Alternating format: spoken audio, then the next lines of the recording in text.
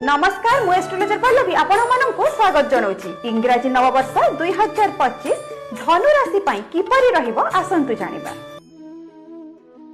धनु राशि कथा जदि आमे विचार करिबा ताहेले 29 मार्च परठु ही आपणकर शनिदेवकर ढया स्टार्ट हो जाउची।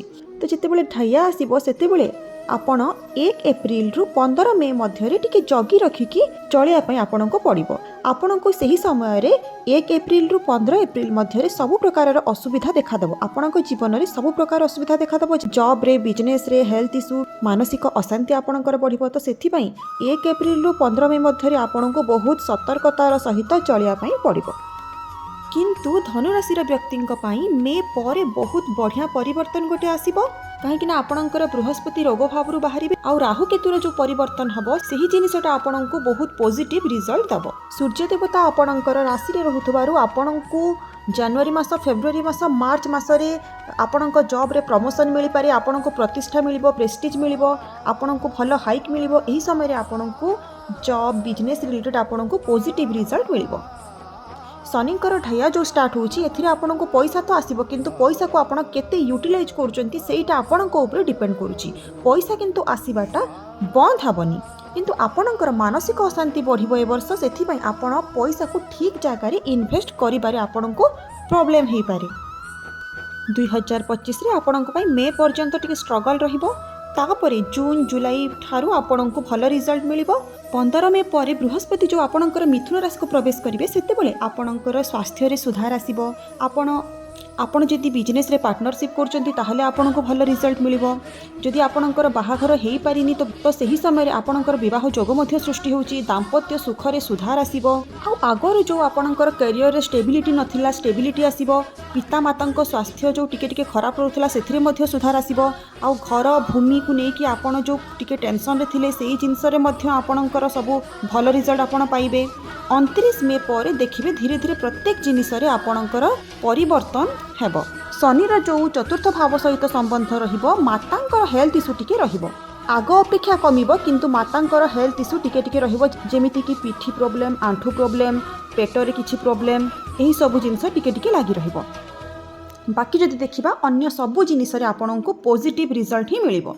मु आग को केतोटी डेट मध्य आपन को कहि देबी, सेही डेट गुडा को आपन नोट करके रखिबे। आपनक शरीर कथा जदि विचार करिबा ए वर्ष आपन को शुगर प्रॉब्लम हे पारे, थ्रोट रिलेटेड किछि प्रॉब्लम हे पारे, थायराइड प्रॉब्लम हे पारे, कॉन्स्टिपेशन प्रॉब्लम, आ जे माने पाइल्स प्रॉब्लम रे सफर होचंती तांकर ऑपरेशन हे पारे, पेटरे गैस्ट्रिक प्रॉब्लम हे पारे, बैक पेन हे पारे, किडनी रिलेटेड प्रॉब्लम हे पारे। तो हेल्थ को निहाती आपण जगंतु। ए वर्ष आपण को हेल्थ इश्यू निश्चित भाव रे हबो। जदि आपण पूर्वरु हेल्थ कॉन्शियस रहउचंती ताहले आपणकर बड़ प्रॉब्लमटा छोटो रे कटि जिवो।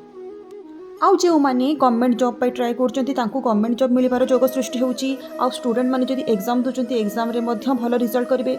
आउ 25 एप्रिल रु 23 डिसेंबर मध्य आपण नुआ जमी भूमि गाड़ी किणिबार जोग सृष्टि होउची। आउ जे माने विदेश यात्रा करिया पई चाहुचंती, जॉब रे ट्रांसफर पई चाहुचंती, सेमानंकर मध्य ट्रांसफर हे जिवो। आउ जदि आगरु आपण इन्वेस्ट करिचंती ताहले भल रिटर्न ए वर्ष आपणको मिलिबो। सतर्क मास गुडिक होउची अक्टोबर, नवेम्बर, डिसेंबर आउ एप्रिल मास ठारू 15 मे पर्यंत आपणको बहुत सतर्क रहिया पई पड़िबो। एही समय रे आपणको नाना प्रकार टेंशन आपणको जीवन रे आसीबो। सेथिपई एही मास गुडिक आपण नोट करिके सेही अनुसार आगको चलंतु। आउ जे देखिबा धनु राशि व्यक्ति पई 2025 धन रिलेटेड आपणको पॉजिटिव रिजल्ट मिलुची। आपणको जीवन रे कैश फ्लो तो भल रहिबो, किंतु आपण मानसिक अशांति कारणरू पैसा को भल जगह रे यूटिलाइज करिबारे आपणको प्रॉब्लम हबो। मे पर आपणकर एजुकेशन रे मध्य आपणको भल रिजल्ट मिलिबो। आ मे पर आपणको पेट प्रॉब्लम हे पारे, सेथिपई खाना पीना ऊपर विशेष ध्यान दिउन। आ जॉब कथा जदि देखिबा ताहले मे पर स्टेबिलिटी आपणकर जॉब रे आसीबो। जॉब बिजनेस रे सबुथिरे आपणको मे पर गुड रिजल्ट मिलिबो।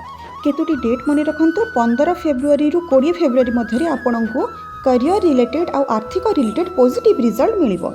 12 जून रु 18 जून मध्य आपण जदि कोनोसी यात्रा करूचंती ताहले आपणको सेथिरे शुभ परिणाम मिलिबो।